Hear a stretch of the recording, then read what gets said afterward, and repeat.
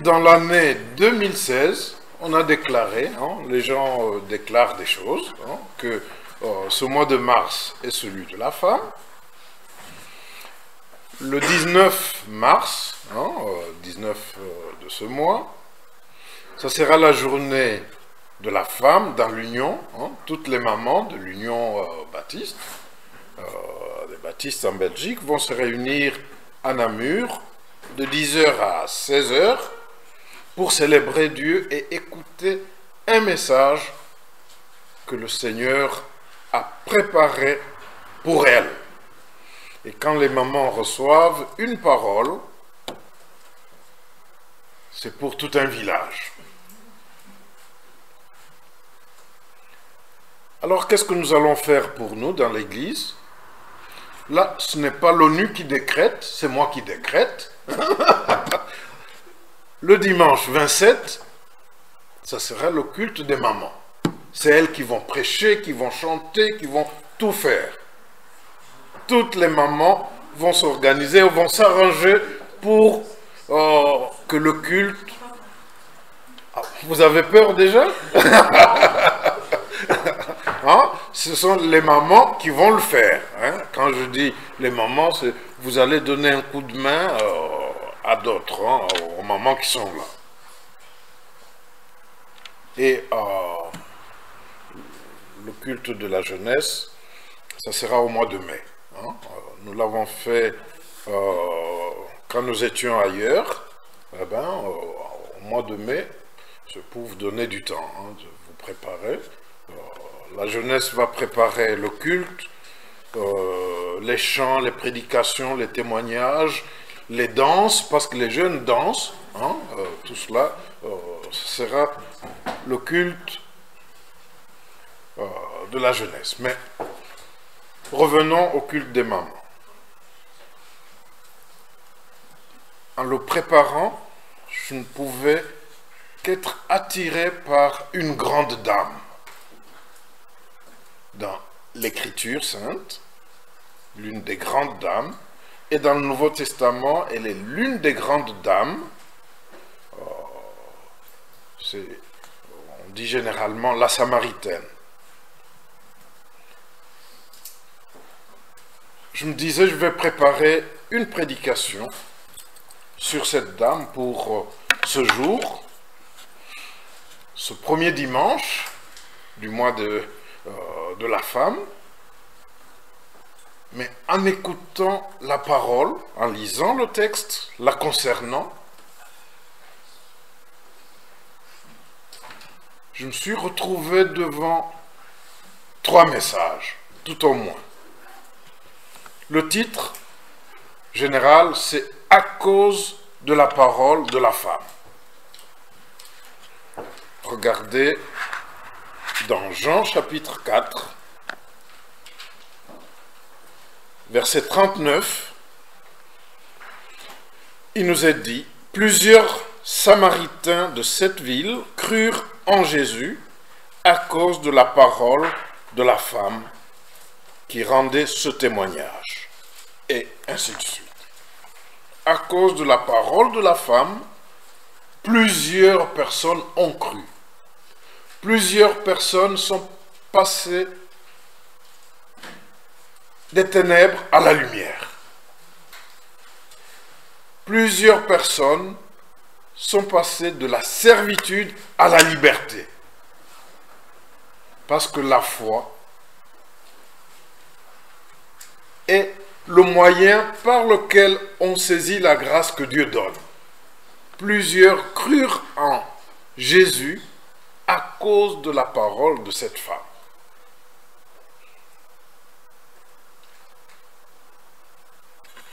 Mais il semble que chez nous, il y a des mamans qui ont des talents cachés. Je ne veux plus revenir sur ma fille Betty parce que je frappe sur le clou sans cesse. Pourquoi cacher ce talent? Mais j'en connais une qui a des talents cachés. on l'appelle Ya Clotilde. Hein? On l'appelle, hein? Oh, moi je n'ai rien dit, hein? On l'appelle comme ça, c'est-à-dire grande sœur Clotilde. Hein? Elle pense que moi je ne l'entends pas, mais je l'entends. Si elle chante, vous vous levez. Hélas, le talent est caché et on ne veut pas qu'elle chante. Quel chant veux-tu que nous chantions?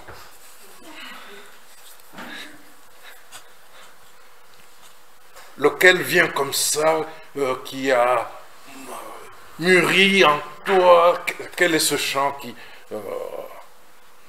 il ne faut pas reprendre celui de papa, hein, parce que lui, je connais son chant.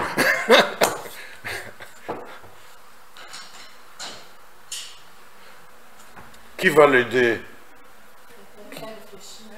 Réfléchir. Non, mais vous pouvez dire, en attendant, on te propose un autre. Hein? Vous connaissez même pas les chants que maman aime. Ah, qu'est-ce que vous... Hein? Dites-moi, c'est vrai que vous ne connaissez même pas les chants que maman aime. Désormais, je vais leur demander de t'aimer un peu plus. Hein? Il faut aimer un peu plus maman. Hein? Parce que quand on aime maman, on connaît le chant qu'elle aime. S'il vous plaît. Hein? Bon, je vais demander aux garçons. Dites-moi, vous connaissez le chant que maman aime? Aïe, aïe, aïe. Encore pire. Hein? Si. Oui. Moi, je connais. Elle aime souvent à la maison, elle coupe de Marie Missa à moi, mais je ne vais pas demander de chanter ça. Elle écoute souvent ça. C'est les titres qui me manquent. Mais chante-le comme ça, moi je sais pas. Mais, vous savez quoi? Moi, si j'ai demandé qu'elle dise le chant, c'était pour la faire venir. Mais, maintenant qu'elle ne connaît pas le titre, alors qu'elle commence.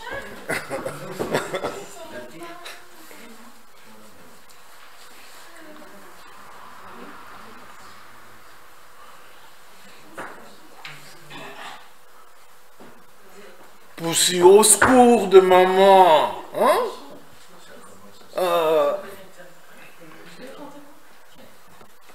Gracia, au secours de maman, au secours.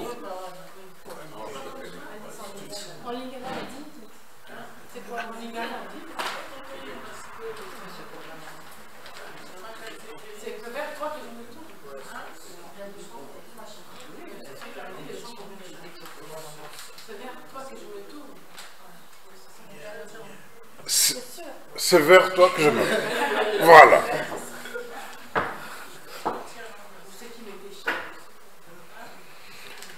Je pense ce qui m'était cher. Hein? Et c'est quel numéro? 8. Numéro 8. Alors, moi,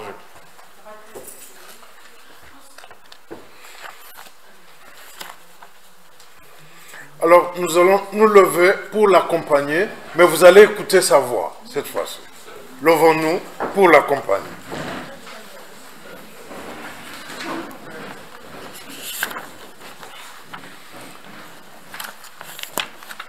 Et que ceux qui l'accompagnent jusqu'au ciel.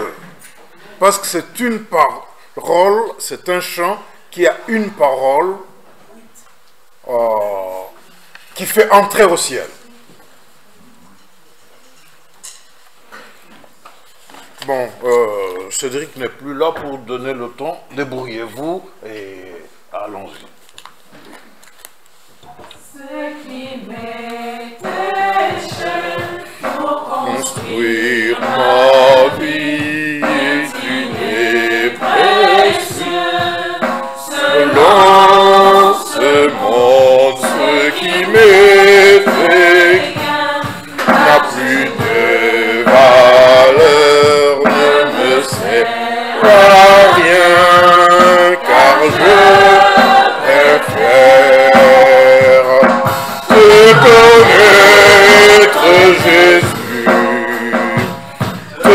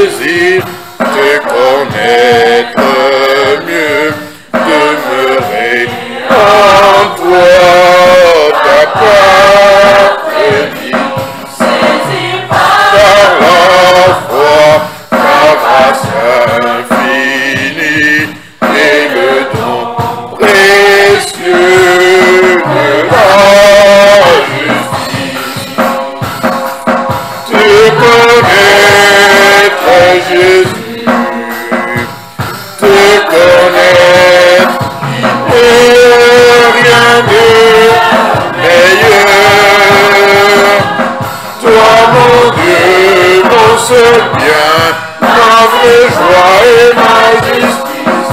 Oh Seigneur, je t'aime. Livre de ta vie de résurrection, communier Jésus à tes souffrances, devenir confort à toi dans la mort et vivre avec toi l'éternité. Te connaître Jésus, te connaître, il n'est rien de meilleur. Toi mon Dieu, mon seul bien, ma vraie joie et ma justice. Oh Seigneur, je t'aime. Oui, je t'aime.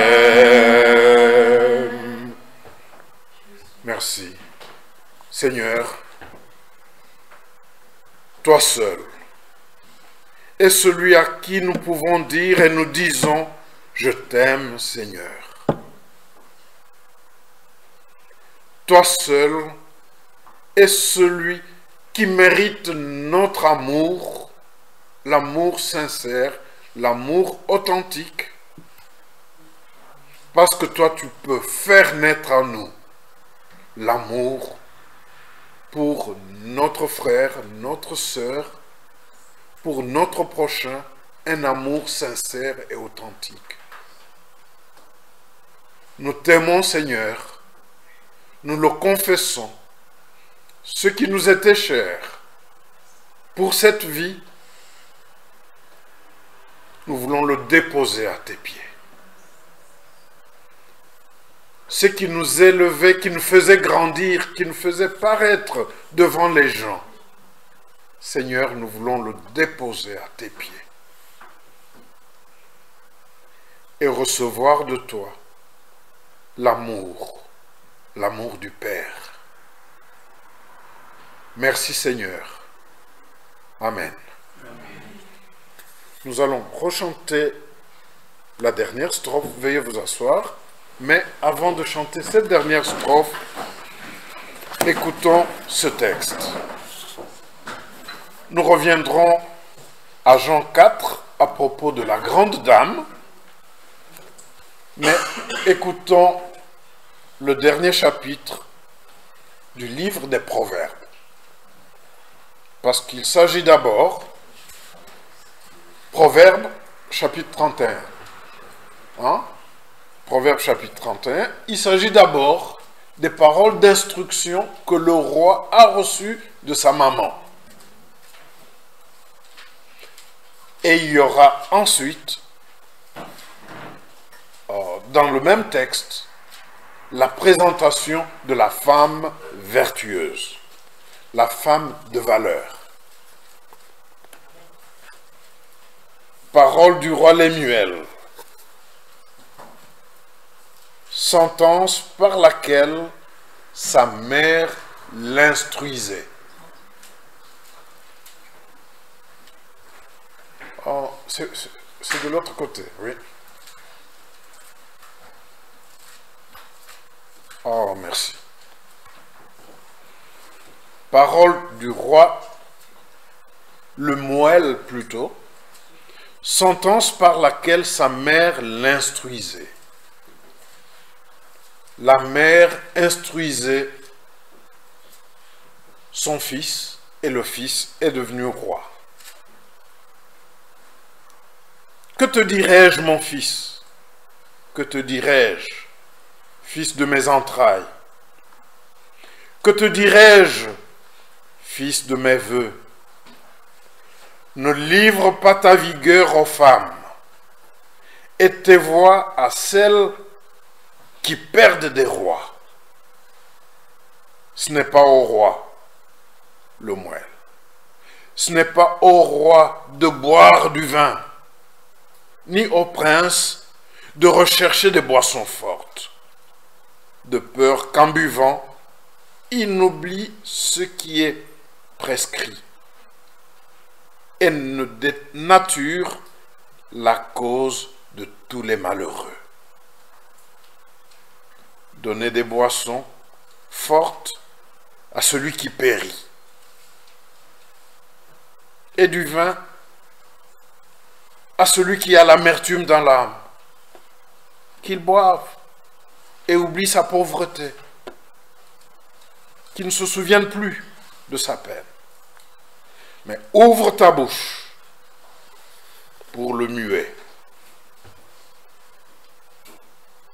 Ouvre ta bouche pour celui qui ne peut pas parler. Deviens la bouche de celui qui ne peut pas parler. Comme on dit ailleurs, au Congo et dans certains pays, deviens la voix des sans-voix. Ouvre ta bouche pour le muet, pour la cause de tous les délaissés. Ouvre ta bouche et juge avec justice. Défends la cause du malheureux et du pauvre. L'instruction de la mère à son fils.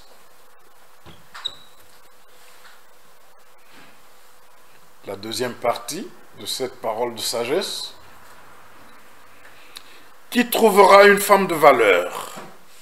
Son prix dépasse celui des perles. Le cœur de son mari a confiance en elle, et le bénéfice ne manquera pas. Elle lui fait du bien et non du mal tous les jours de sa vie. Elle se procure de la laine et du lin et travaille d'une main joyeuse. Elle est comme un navire marchand. Elle amène son pain de loin. Elle se lève lorsqu'il fait encore nuit. Elle donne la nourriture à sa maison et ses instructions à ses servantes. Elle réfléchit à un champ et elle l'acquiert.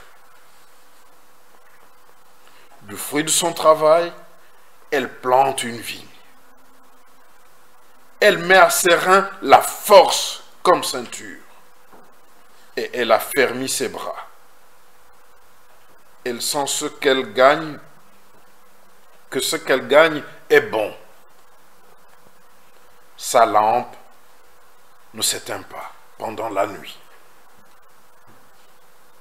Elle met la main à la quenouille et ses doigts tiennent le fuseau. Elle ouvre ses mains pour les malheureux. Elle rend la main, elle tend la main aux pauvres. Elle ne craint pas la neige pour sa maison, car toute sa maison est vêtue de cramoisis. J'ai recherché, c'est un peu l'équivalent de notre isolation d'aujourd'hui. Hein? Sa maison a un double mur, alors elle ne craint pas la neige, elle ne craint pas l'hiver. Elle se fait des couvertures, elle a des vêtements de fin lin et de pourpre. Son mari est considéré aux portes. Ce mari est connu. Dès que l'on voit, on dit, c'est le mari de tel, celui-là.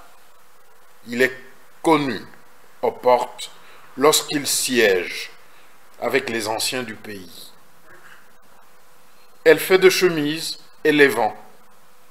Elle livre de ceintures aux marchands. Elle est revêtue de force et de dignité. Elle est revêtue de force et de dignité. Elle se rit de l'avenir. Elle ouvre la bouche avec sagesse. Et un enseignement bienveillant est sur sa langue. Elle surveille la marche de sa maison. Elle ne mange pas le pain de paresse.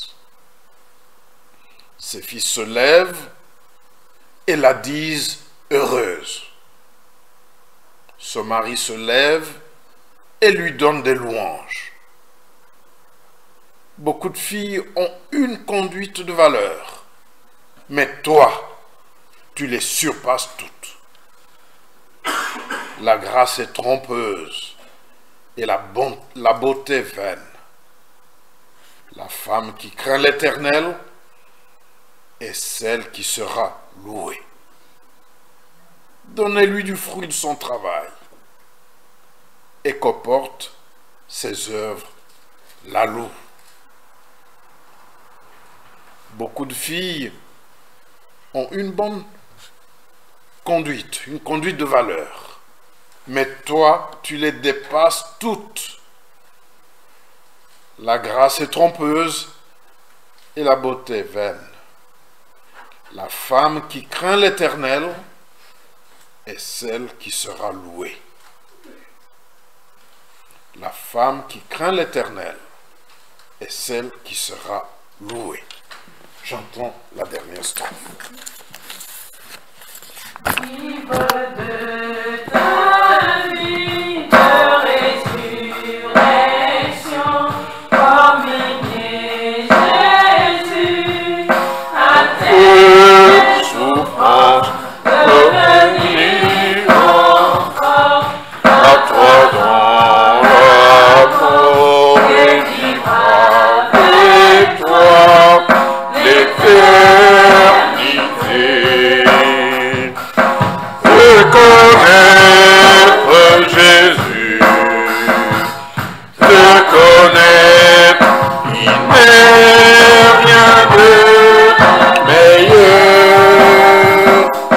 Toi mon Dieu, mon seul bien, ma seule et ma justice, ô Seigneur,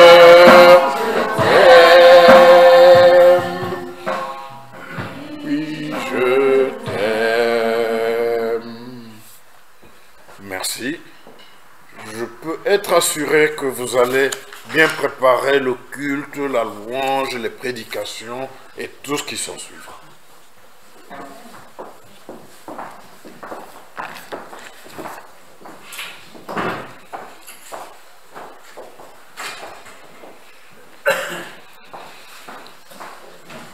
La femme qui craint l'Éternel est celle qui sera louée.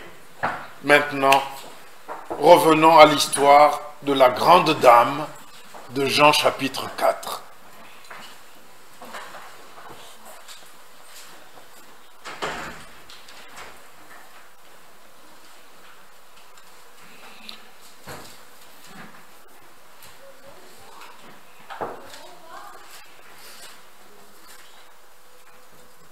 Oh, je pensais qu'il resterait avec nous. Non? Oui. Ah, donc ils vont juste se promener un peu. Ils vont revenir. Ou bien?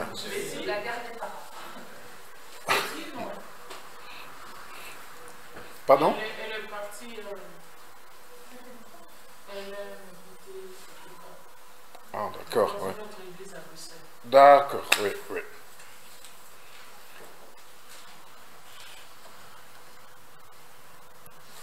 Alors ce message, il sera finalement coupé en 3.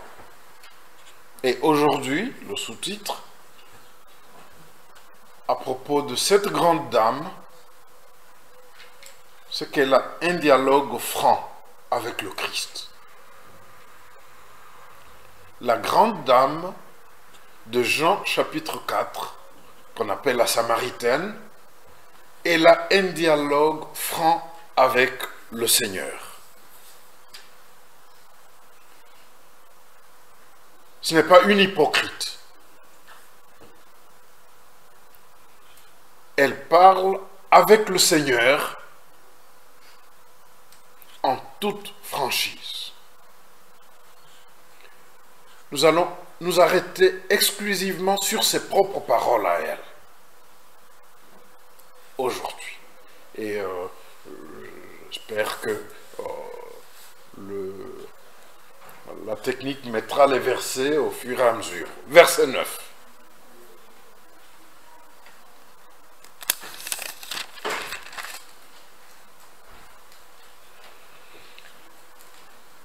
le Seigneur est venu vers cette dame et lui a dit, « Donne-moi à boire. »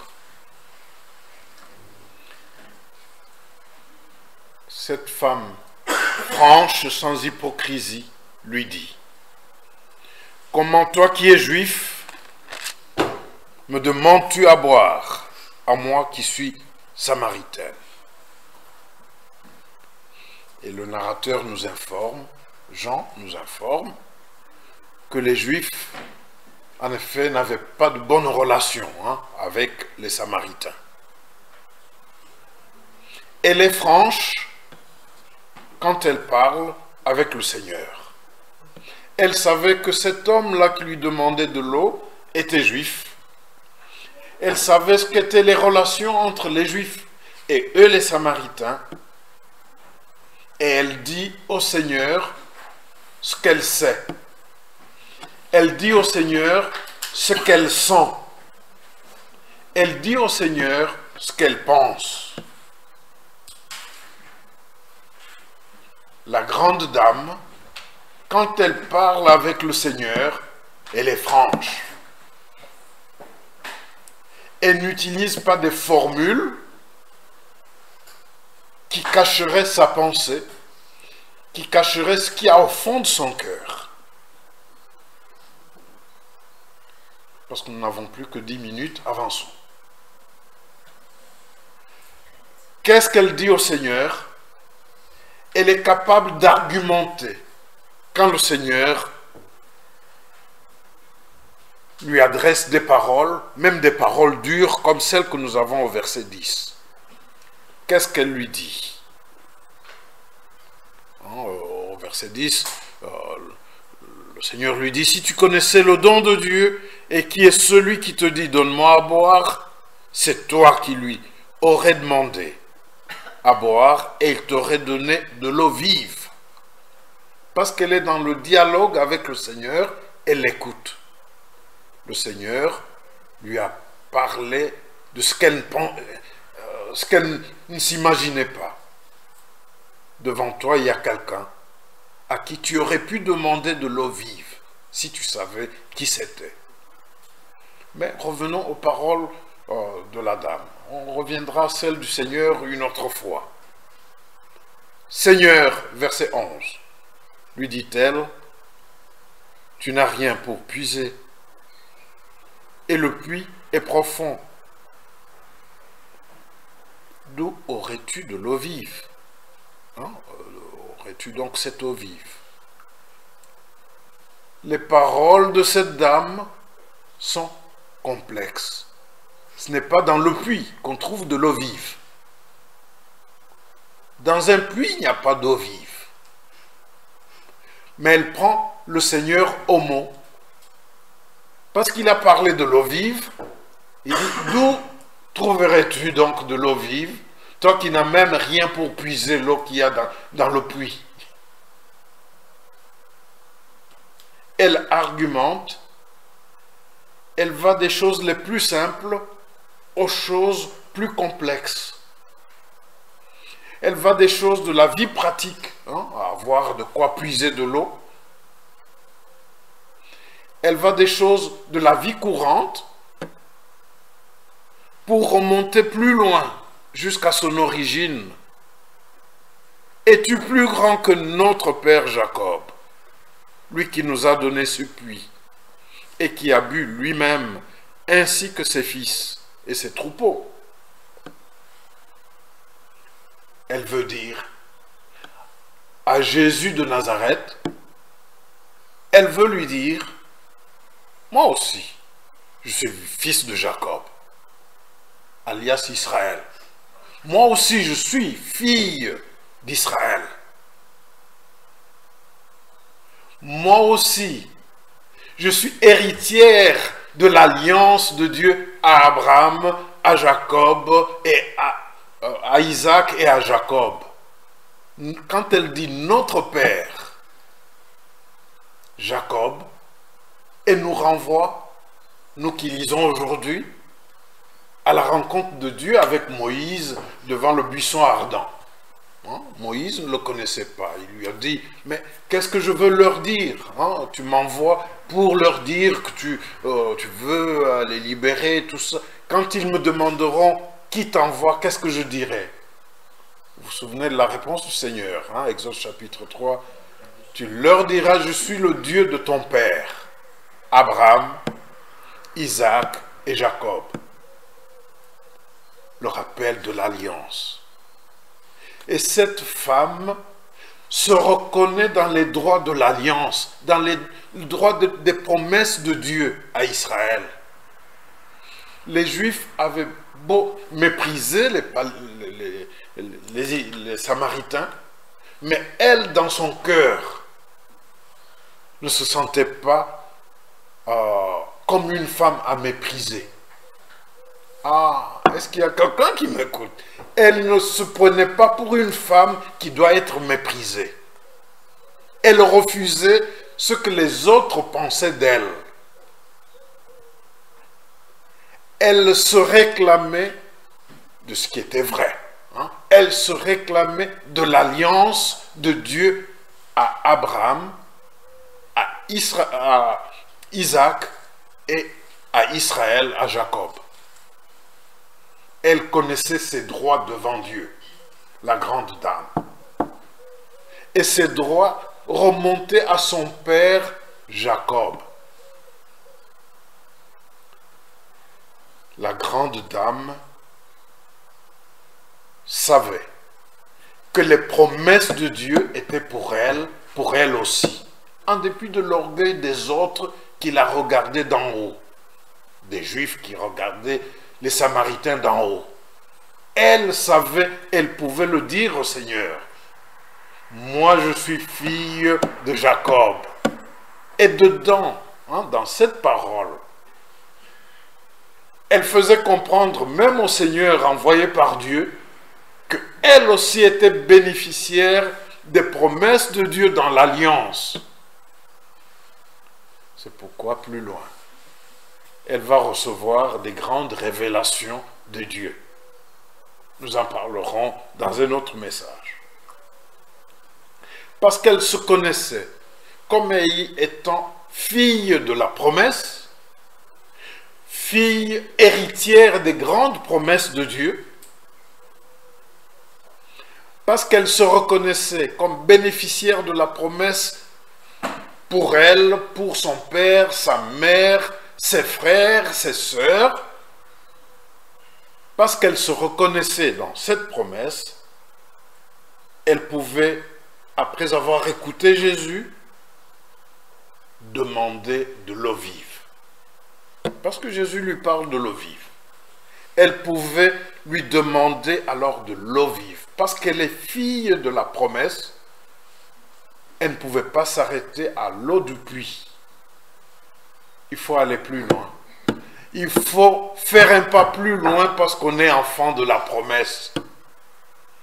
Parce qu'on est enfant de l'alliance, il faut aller plus loin avec celui qui a fait la promesse.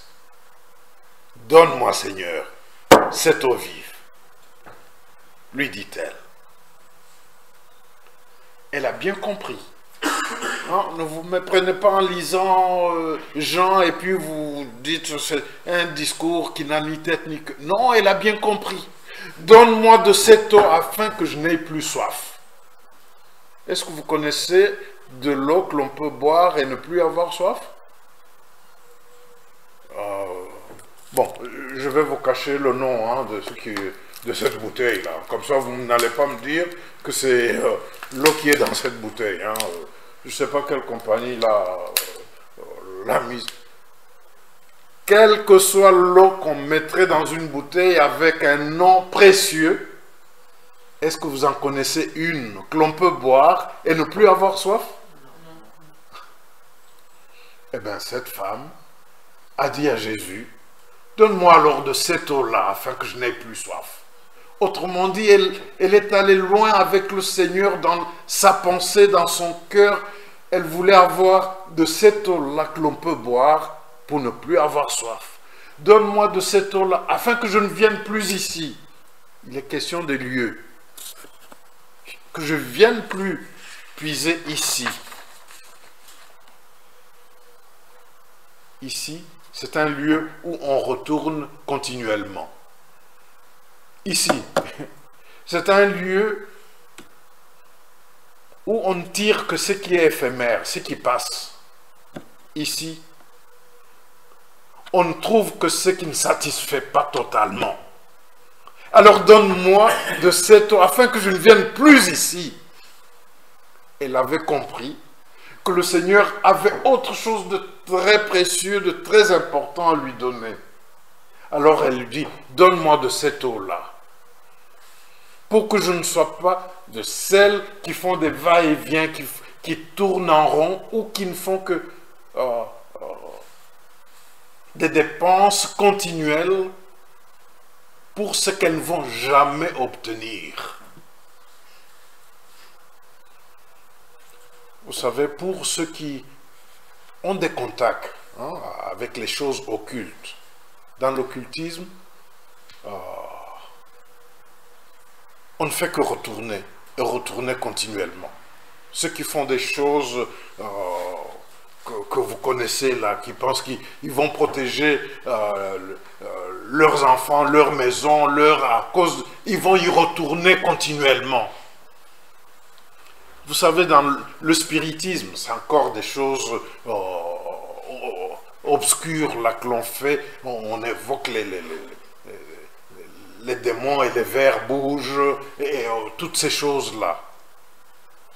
On ne résout jamais le problème une seule fois. On y retourne, on recommence encore et encore. Vous savez, dans la religion, j'ai parlé occultisme, spiritisme, maintenant dans la religion, surtout la religion du dimanche, on se trompe, on trompe sa conscience, on trompe sa famille, on trompe l'Église, mais on ne peut pas tromper Dieu. Alors donne-moi de cette eau pour que je ne fasse pas de va-et-vient. Elle cherche la rencontre fondamentale qui transforme, elle cherche le don de Dieu qui fait passer de la vie, de la recherche continuelle, à la vie de sérénité de celui qui peut dire « j'ai trouvé ». Je l'ai trouvé, le Seigneur. Ah non, là c'est des chants qu'on ne chante pas dans la chorale là, de Poussy, Gracia et compagnie. Ils ne connaissent pas ce chant de victoire. Bon. Ah bon? On connaît? Ah, alors on y reviendra. C'est parce que ça c'est magnifique. Hein? Je l'ai trouvé, le bonheur ineffable. C'est ce que cette dame attendait de Jésus et c'est ce qu'elle a demandé à Jésus. Je vous ai dit 10 minutes, je ne vais pas aller trop loin, au-delà.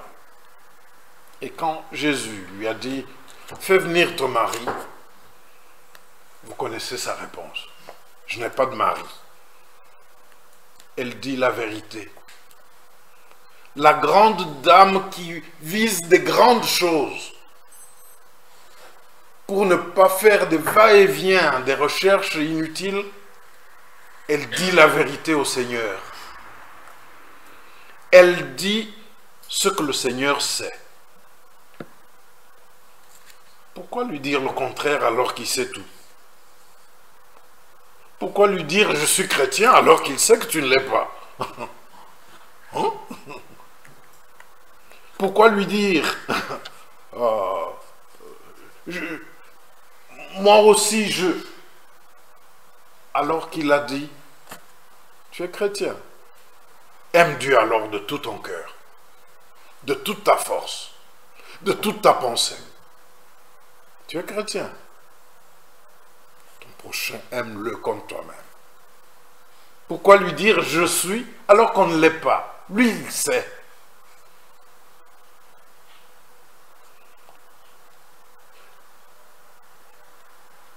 On ne peut pas dire Seigneur, tu sais que je t'aime, alors que nous voulons qu'il soit le Dieu dépanneur. Vous connaissez le dépanneur? bon, pour aller vite, un dépanneur, on l'appelle que quand on est dans le besoin. Hein? Qui a l'habitude d'appeler le plombier juste pour lui dire bonjour? Hein? On cherche dans le bottin, on trouve plombier, et puis on tape. Bonjour monsieur, c'est vous le plombier? Oui, c'était pour vous dire bonjour. Ah non, moi je n'ai pas encore vu. Hein? Hein? Touring Secours, ah vous êtes très connu, hein? J'ai trouvé votre numéro. Allô, oui? Oui, vous appelez comment? Je m'appelle Madame Telle. Oui, mais c'était juste pour vous dire bonjour parce que vous êtes dépanneur. Non, on l'appelle pour qu'il vienne aider, résoudre un problème. Et être chrétien, c'est pas cela. On ne va pas lui dire, je suis chrétien, je vais à l'église, tu sais, alors qu'on le prend pour le dépanneur, celui qui vient résoudre le problème de maintenant, c'est-à-dire la soif d'aujourd'hui. Hein? Des choses éphémères, des choses qui passent. Cette dame lui a dit la vérité parce qu'elle savait que c'était lui et lui seul qui avait la solution pour toute sa vie. Je veux de l'eau vive, pas celle qu'on prend aujourd'hui et puis on retourne. Alors, parce que c'est toi qui as de l'eau vive pour ma vie, je te dis la vérité. Tu veux le salut? Dis-lui la vérité. Tu veux la délivrance? Pas de ces délivrances-là, on dit toujours délivre-moi et puis on est délivré continuellement. Non. Tu es délivré et tu appartiens au monde de lumière. Tu veux cette délivrance-là? Alors dis-lui la vérité. Pour qu'elle soit authentique, dis-lui la vérité, parce que lui, il sait ce qui te manque. Et puis, je terminerai par là. Dans sa conversation avec le Seigneur, elle arrive à confesser qui il est. Vous allez dire, elle a juste dit prophète. Attention, hein, verset 19. Hein, elle dit au Seigneur, Seigneur, je vois que tu es prophète. Vous pourriez penser qu'elle ne l'a pas reconnu comme Seigneur, comme Messie. Non, loin de là. Parce que les Samaritains n'avaient que le Pentateuque, les 5 premiers livres de Moïse. Et dans les 5 premiers livres de Moïse, ils attendaient le Messie selon Deutéronome 18, le Taheb. Et le Taheb, c'était le prophète annoncé pour la fin des temps dans ce chapitre 18. Alors quand ils attendaient le Messie, ils le proclamaient comme le prophète de la fin des temps. Je vous ai promis, mais vous voyez que moi je ne tiens pas les promesses, hein, comme lui. Je vous ai dit 10 minutes, mais je vais passer, hein, je vais dépasser. Parce que je sais que vous n'avez pas l'habitude de lire Deutéronome 18. Pour que vous compreniez pourquoi je dis qu'elle a reconnu en lui le Messie qu'ils attendaient, eux, se trouve dans ce chapitre 18 de Deutéronome. Lorsque tu seras entré dans le pays que l'Éternel ton Dieu te donne, tu n'apprendras pas à imiter les pratiques horribles de ces nations-là. Ah, ce qui est dit ici nous concerne. Qu'on ne trouve chez toi personne qui fasse passer son fils ou sa fille par le feu. Deutéronome 18, verset 10 maintenant. Personne qui se livre à la divination, qui tire des présages, qui ait recours à des techniques occultes ou à la sorcellerie, qui jette des sorts, personne qui consulte ce qui évoque les esprits ou prédise l'avenir, personne qui interroge les morts, Oui, parce qu'on peut les interroger. Mais qu'il n'y ait personne chez toi qui interroge, qui consulte les personnes ou qui interroge les morts. En effet, quiconque se livre à ces pratiques est en horreur à l'Éternel. Et ce sont des choses qui sont autour de nous et qui c'est parmi nous. C'est à cause de ces horreurs que l'Éternel, ton Dieu, va déposséder ces nations devant toi. Tu seras entièrement consacré à l'Éternel, ton Dieu, car ces nations que tu déposséderas écoutent les tireurs de présages et les devins. Mais toi, l'Éternel, ton Dieu, à toi, l'Éternel, ton Dieu, ne le permet pas. L'Éternel, ton Dieu, c'est là le Taheb, l'Éternel, ton Dieu, te suscitera du milieu de toi, d'entre tes frères, un prophète comme moi. Vous l'écouterez. On dirait qu'on entend là la parole de la transfiguration. Celui-là est mon fils, bien-aimé, écoutez-le. C'est là tout ce que tu as demandé à l'Éternel, ton Dieu, à Horeb, le jour du rassemblement, quand tu disais que je ne continue pas à entendre la voix de l'Éternel, mon Dieu, que je ne vois plus ce grand feu, afin de ne pas mourir. L'Éternel me dit, ce qui est bien, cela est bien, ainsi de suite. Pour les Samaritains, qui n'avaient que le Pentateuque, les 5 premiers livres de Moïse, ils attendaient à la fin des temps le Messie comme étant le prophète. Et quand elle a dit au Seigneur, tu es prophète, ne la rabaissons pas plus bas que Pierre qui a dit, tu es le Christ. Alors, le Seigneur a communiqué avec cette dame pour lui donner des grandes révélations des choses qu'aucune oreille n'avait entendues.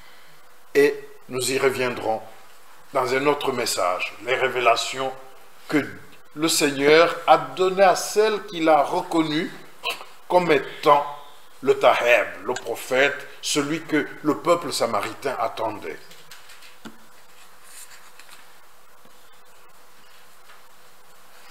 Le Seigneur attend de la grande dame qui est dans notre Église, chacune d'entre vous, de quiconque écoute les paroles adressées au Seigneur par la grande dame.